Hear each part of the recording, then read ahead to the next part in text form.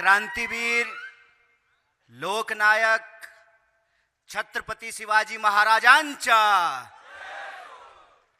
साथियों, मेरी आवाज जहां तक पहुंच रही है, सांगली जिले के, वेस्टर्न महाराष्ट्र के, मराठवाड़ा के आप सभी आदरणीय बुजुर्गों का, माताओं बहनों का, किसान मजदूर भाइयों का, नौकरी करके, बिजनेस करके, मेहनत मजदूरी करके अपने परिवार का भरण पोषण करने वाले आप तमाम मेहनत कश आवाम का क्रांतिकारी इस्तकबाल करता हूं, आपका हार्दिक अभिनंदन करता हूं। दोस्तों, वक्त बहुत कम है और हमको बहुत दूर जाना है, इसलिए जो हमारा सम्मानित मंच है, इस सम्मानित मंच को मैं इकट्ठे प्रणाम करता हूं और बिना किसी औपचारिकता के सीधे आपसे दो चार बात कहना चाहता हूं। सबसे पहले तो मैं धन्यवाद देना चाहता हूं हमारे साथी विश्वजीत कदम जी का कि आपने आज हमको उस इलाके से परिचित कराया है जिस इलाके के बारे में कहा जाता था कि इस एरिया का भाग्य खराब है, लेकिन इस इलाके के लोगों ने न सिर्फ इस कहावत को बदल दिया, बल्कि आपके परिवार की मेहनत ने इस इलाके की तस्वीर बदल दी, सूरत बदल दी, सीरत बदल दी। तो ये जो बेहतरीन मुलाकात है, इसके लिए मैं आपका तहे दिल से शुक्रिया अदा करता हूं।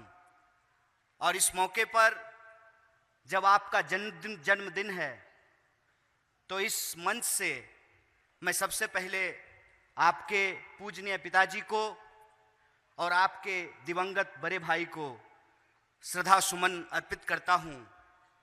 और मंच पर मौजूद हैं आपके ताऊ जी, जो कांग्रेस पार्टी के महाराष्ट्र राज्य में सबसे पुराने कार्यकर्ता और नेता में से एक हैं। मैं उनको भी नमन करता हूं, उनको प्रणाम करता हूं। और सामने बैठी हुई हैं आपकी आदरणीय माता जी, मराठी में ताई बोलते हैं, आई बोलते हैं, और आपकी धर्मपत्नी, आपके परिवार के तमाम सदस्य यहाँ मौजूद हैं। मैं उनको भी नमन करता हूँ। और मेरी ये व्यक्तिगत राय है कि अगर आप पब्लिक लाइफ में हो, तो जिसने आपको जन्म दिया, जिससे आपका खून का रिश्ता होता है, सिर्फ वही आपका परिवार नहीं होता है, पूरा सांगली जिला, पूरा महाराष्ट्र आपका परिवार है। तो महाराष्ट्र की इस महान भूमि को, जो भूमि है डॉक्टर बाबा साहब भीमराव अंबेडकर की, महात्मा फूले की, साहू जी महाराज की, संभाजी महाराज की, अन्ना भाऊ साठे की, तुकाराम की, संत गाडगे जी महाराज की, क्रांतियों की भूमि, सामाजिक आंदोलनों की इस भूमि को भी मैं नमन करता हूं। और अभी आपके तमाम पुराने मित्र जो हैं, आपके राजनीतिक जीवन के बारे में अपना अनुभव साझा कर रहे थे। अभी हाल ही में मैंने एक टीवी पर एक इंटरव्यू दिया, तो पत्रकार ने चुटकी लेते हुए मुझसे पूछा कि राजनीति में आपके दोस्त कौन हैं? हमने कहा, राजनीति में दोस्त नहीं बनते, दुश्मन बनते हैं। राजनीति में दोस्त नहीं बनते, दुश्मन बनते हैं। राजनीति में मेहनत करके दोस्त बनाना पड़ता है। आपने जो ये प्रयास किया है, भारत के अलग अलग हिस्से से साथियों को जुटाया है, आज आपके जन्मदिन के मौके पे हम सब लोग जो यहाँ आए हैं, आपका यह प्रेम पार करके हम बहुत आह्लादित हैं, बहुत खुशी महसूस हो रही है। और मुझे एक बात की और ज़्यादा खुशी महसूस हुई है। विश्वजीत भाई की बारात जाने का तो मौका नहीं मिला, लेकिन मैं आप लोगों को बता देता हूं, इनके ससुराल में बहुत स्वादिष्ट पोहा बनता है। और वो पोहा जो है, इनके हिसाब से दुनिया का सबसे स्वादिष्ट पोहा है। बाकी धरती के किसी कोना का पोहा नहीं खाते हैं, लेकिन अपने ससुराल का पोहा जरूर खाते हैं ये। तो स्वादिष्ट पोहा खिलाने के लिए आपको धन्यवाद, आपके ससुराल वालों को धन्यवाद।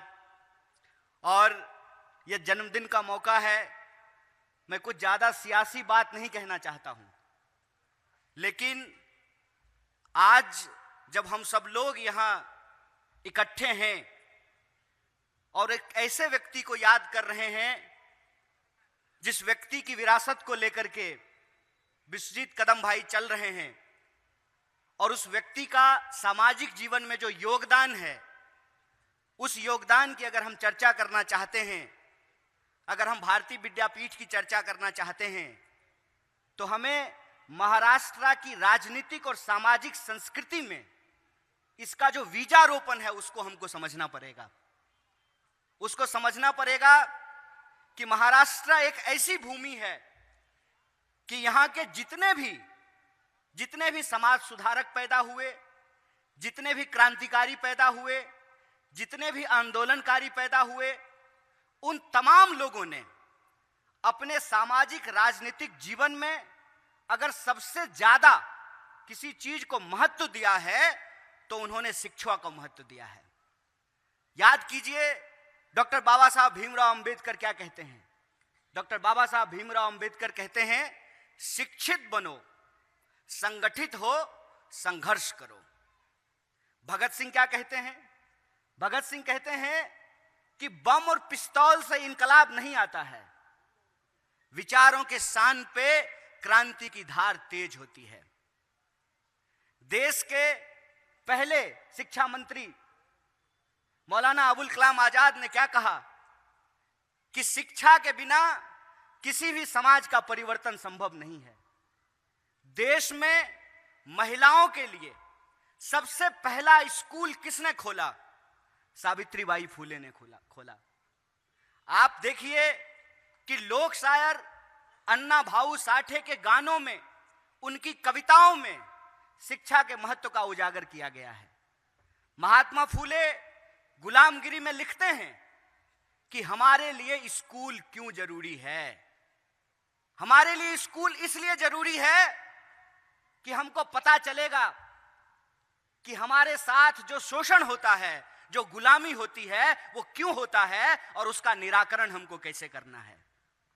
शिक्षा के महत्व को समझते हुए महाराष्ट्र की यह संस्कृति रही है कि तमाम समाज सुधारकों ने, तमाम जो है आंदोलनकारियों ने, क्रांतिकारियों ने शिक्षा पर जोर दिया है। और मैं इस बात के लिए आप तमाम लोगों को बधाई देना चाहता हूं कि आपका विधानसभा महाराष्ट्र के, रूरल महाराष्ट्र में सबसे ज्यादा लिटरेसी रेट रखने वाला विधानसभा है। इसके लिए मैं आपको बधाई देना चाहता हूं। और शिक्षा के इस महत्व को अगर हम समझते हैं तो हमको एक बात और समझनी पड़ेगी कि आज हमारे साथ सबसे बड़ी राजनीति क्या हो रही है। सबसे बड़ी राजनीति यह हो रही है कि विद्यार्थियों को कहा जाता है, पढ़ने लिखने से मतलब रखो, राजनीति मत करो। क्यों यह कहा जाता है? यह इसलिए कहा जाता है कि पढ़ लिख करके सिर्फ नौकरी करनी है, लेकिन किसको नौकरी मिलेगी, किसको नौकरी नहीं मिलेगी, किसको पोलियो का टीका मिलेगा, किसको पोलियो का टीका नहीं मिलेगा, किसको पेंशन मिलेगा, किसको पेंशन नहीं मिलेगा, महंगाई कम होगी कि ज्यादा होगी, राज्य का क्या दायित्व है, इन तमाम चीजों को समझने के लिए शिक्षित होना जरूरी है। और किसी इंसान को अगर गुलाम बनाना हो तो सबसे पहले उसके सोचने की शक्ति को समाप्त किया जाता है। मैं एक कहानी आप लोगों को सुनाना चाहता हूं। छोटा हाथी को जब पकड़ा जाता है तो उसके पैर में एक लोहे की मोटी चेन डाल दी जाती है। हाथी छोटा है, बार बार प्रयास करता है, बच्चा है, और वो लोहे की मोटी चेन जो है वो उसको तोड़ नहीं सकता है। धीरे धीरे उस बड़े होते हुए हाथी के दिमाग में यह बात बैठ जाती है कि यह चेन मैं नहीं तोड़ सकता हूं। और जब हाथी बड़ा हो जाता है, चेन तोड़ सकता है, तब तक उसके दिमाग में यह बात बैठ गई है कि मैं चेन नहीं तोड़ सकता हूं, और वो जीवन भर उस लोहे की चेन में बंधा रहता है, गुलामी करता रहता है, और कम शारीरिक शक्ति वाले जो सवार हैं उसके कहने पे वो चुपचाप चलता रहता है। शिक्षा वो ताकत है कि आप अपने पांव में पड़ी हुई गुलामी की बेड़ियों को तोड़ते हैं, और जब आप पांव में पड़ी हुई गुलामी की बेड़ियों को तोड़ते हैं तो फिर आप सवाल पूछना शुरू करते हैं, आप प्रश्न करना शुरू करते हैं। और जब आप प्रश्न करना शुरू करते हैं तो आपको सबसे पहले कहा जाता है कि ज्यादा नेता मत बनो। जो ही आप सवाल पूछेंगे तो आपको कहा जाएगा कि ज्यादा नेता मत बनो। आप हवलदार से पूछ लीजिए, आप इंस्पेक्टर से पूछ लीजिए, आप एसपी से पूछ लीजिए, आप आमदार से पूछ लीजिए, आप खासदार से पूछ लीजिए, आप मंत्री से पूछ लीजिए, तो सबसे पहला जवाब आएगा कि ज्यादा नेता मत बनो। ज्यादा क्रांति करने का शौक चढ़ा है। तो मैं एक सवाल कहना चाहता हूं आप लोगों के सामने। याद रखिएगा, जो आपको कहते हैं राजनीति मत करो, दरअसल वो आपके खिलाफ राजनीति कर रहे हैं। वो आपके खिलाफ राजनीति कर रहे हैं, आपके भविष्य के साथ खेल रहे हैं, आपके बच्चों के साथ खेल रहे हैं, आपके बच्चों के भविष्य के साथ खेल रहे हैं। वो इस सवाल को उठने नहीं देना चाहते हैं जो सवाल हमारे और आपके जीवन से जुड़ा हुआ है। एक सवाल और मैं आपके सामने रखता हूं। आजकल सरकार कह रही है कि हम दुनिया का सबसे विकसित अर्थव्यवस्था बनने वाले हैं।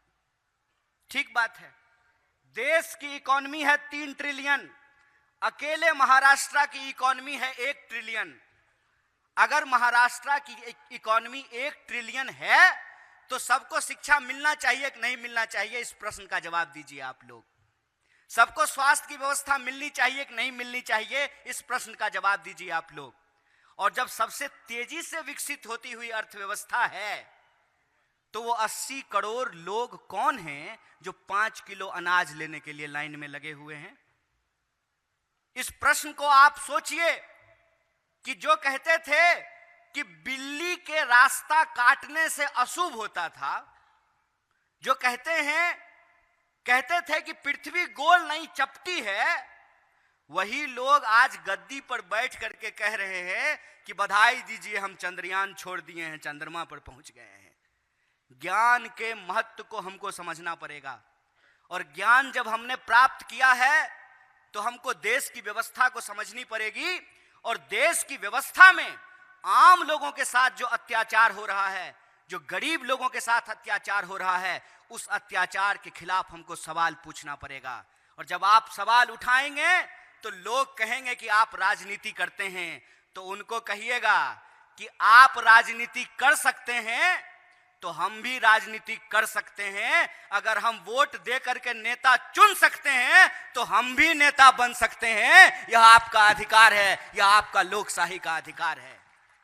आपके मुंह में जबान हो, आपके दिमाग में सवाल हो, आप अपने सवाल को खड़ा कर सकें, तभी आपको अपने आसपास होने वाले अन्याय नजर आएंगे। और आज हम देख रहे हैं कि देश के लोगों के साथ किस तरीके से अत्याचार हो रहा है। एक साल में 12,000 से ज्यादा किसानों ने आत्महत्या की है। कोई ऐसा दिन नहीं बीतता है कि इस देश में किसी न किसी कोने में कोई ना कोई जवान आत्महत्या ना करता हो। मैं सरकारी आंकड़ा आपको देता हूं, 1 घंटे से कम समय में इस देश के नौजवान को आत्महत्या करनी पड़ रही है। अगर ये पूरा कार्यक्रम सुबह से लेकर के शाम तक चला है, 4 घंटे ये कार्यक्रम चला है, तो इस देश के किसी ना किसी कोने में 4 नौजवानों ने आत्महत्या कर ली होगी। आप सोच करके बताइए कि आमदार बनेंगे 5 साल के लिए, खासदार बनेंगे 5 साल के लिए, प्रधानमंत्री बनेंगे 5 साल के लिए, और गरीब और किसान का बच्चा बनेगा, आर्मी में नौकरी करेगा 4 साल के लिए। अग्निवीर के नाम पर इस देश के नौजवानों के साथ धोखा किया गया है। इसीलिए आप तमाम माताओं बहनों से, खास करके पीछे जो हम माताएं बहनें बैठी हुई हैं, उनको मैं कहना चाहता हूं, आपकी तरह ही मेरी मां भी आंगनवाड़ी में काम करती है, इस देश की पीढ़ी को पढ़ाती है। हमने आपका नमक खाया है, उस नमक की कसम खा करके कहते हैं कि अगर इस देश में अत्याचार होता रहेगा, इस देश में अन्याय होता रहेगा, तो हम विश्वजीत कदम जैसे साथियों के साथ कंधे से कंधे मिला करके अन्याय के खिलाफ संघर्ष करते रहेंगे और अन्याय के खिलाफ अपनी आवाज को बुलंद करते रहेंगे। और आखिरी अपील के साथ मैं अपनी बात को खत्म करूंगा। आप महाराष्ट्र के तमाम लोग सौभाग्यशाली हैं कि जब राहुल जी की भारत जोड़ो यात्रा कन्याकुमारी से चली थी तो महाराष्ट्र से होकर के गुजरी थी। अब जब राहुल जी की भारत जोड़ो न्याय यात्रा शुरू हुई है तो ये मणिपुर से शुरू हुई है, ये मुंबई में समाप्त होने वाला है। मणिपुर से क्यों शुरू हुआ है? मणिपुर से इसलिए शुरू हुआ है कि मणिपुर में लगातार लोगों की हत्याएं हो रही हैं, महिलाओं के साथ बलात्कार हो रहे हैं और देश के प्रधानमंत्री की जुबान पर मणिपुर का नाम नहीं आता है। आखिरी बार प्रधानमंत्री जी ने मणिपुर का नाम लिया था मणिपुर के मुख्यमंत्री को हैप्पी बर्थडे बोलने के लिए। विश्वजीत भाई, प्रधानमंत्री आपको हैप्पी बर्थडे नहीं बोले ना? कोई नहीं, ईडी भेज सकते हैं हैप्पी बर्थडे बोलने के लिए। मणिपुर के मुख्यमंत्री को हैप्पी बर्थडे बोलने के लिए मणिपुर का नाम लिया था। जब महिलाओं को नंगा करके घुमाया जा रहा था, उनका वीडियो बनाया जा रहा था, पुलिस के हथियार लूटे जा रहे थे, नौजवानों के ऊपर गोलियां चलाई जा रही थी, तो ना जय शाह के पप्पा को फुर्सत थी, ना देश के प्रधानमंत्री को फुर्सत थी कि वो उस पर मुंह खोल सकें। इसीलिए राहुल जी ने तय किया है, और राहुल जी प्रधानमंत्री नहीं हैं। कांग्रेस पार्टी ने उनको प्रधानमंत्री का कैंडिडेट नहीं बनाया है। 2014 से लेकर के 2024 होने को है, कांग्रेस पार्टी ने राहुल जी को प्रधानमंत्री का कैंडिडेट नहीं बनाया है, लेकिन भाजपा आरएसएस ने राहुल जी को प्रधानमंत्री का कैंडिडेट बनाया हुआ है। तो प्रधानमंत्री हो या ना हो, लेकिन इस देश का नागरिक होने का फर्ज निभा रहे हैं। और मणिपुर से वो यात्रा इसलिए शुरू कर रहे हैं कि इस देश में होने वाले अत्याचार और अन्याय के खिलाफ वो आम लोगों का आंसू पोंछना चाहते हैं, कंधे से कंधा मिला करके उनके न्याय के लिए संघर्ष करना चाहते हैं। यह यात्रा मणिपुर से चल करके 15 राज्यों से होते हुए महाराष्ट्र की महान भूमि पर आएगी। और यह जो महान भूमि है, ये वो भूमि है जहां भारतीय राष्ट्रीय कांग्रेस की 1885 में स्थापना हुई थी। इसीलिए हमारी यात्रा का अंत जो है वो मुंबई में होने वाला है। तो मैं आप तमाम लोगों से यह आग्रह करना चाहता हूं कि अगर आप चाहते हैं कि इस देश के किसानों के खिलाफ होने वाले अन्याय खत्म हो, अगर आप चाहते हैं कि इस देश की महिलाओं पर होने वाले अन्याय खत्म हो, अगर आप चाहते हैं कि इस देश के नौजवानों के खिलाफ होने वाले अन्याय खत्म हो और इस देश की आम आवाम के खिलाफ होने वाले अन्याय को खत्म किया जाए, तो न्याय के लिए आपको इस भारत जोड़ो न्याय यात्रा में शामिल होना चाहिए। तो मैं आपसे एक सवाल पूछना चाहता हूं, आप सब लोग अन्याय को समाप्त करना चाहते हैं? हाथ उठा करके बताइए। अगर आप अन्याय को समाप्त करना चाहते हैं तो मैं आपको आमंत्रण देना चाहता हूं भारतीय राष्ट्रीय कांग्रेस की ऑल इंडिया कांग्रेस कमेटी की तरफ से कि आप भारत जोड़ो न्याय यात्रा में शामिल होइए। और हमको पूरा भरोसा है कि जिस तरीके से बंटी भाई बैठे हुए हैं और विश्वजीत भाई यहां बैठे हुए हैं, आप तमाम लोग जिस तरीके से पिछली बार भारत जोड़ो यात्रा में बढ़ चढ़ करके हिस्सा लिए थे, आप तमाम लोगों को लेकर के आप भारत जोड़ो न्याय यात्रा में भी शामिल होंगे। इसी अपील के साथ, इसी आमंत्रण के साथ और एक बार फिर से आपको शुभेच्छा देते हुए और पूरे सम्मानित मंच को शुक्रिया अदा कहते हुए अपनी बात को खत्म करूंगा। शुक्रिया, इनकलाब जिंदाबाद, जय हिंद, जय भारत, जय महाराष्ट्र। एबीपी माझा, उघडा डोळे बघा नीट।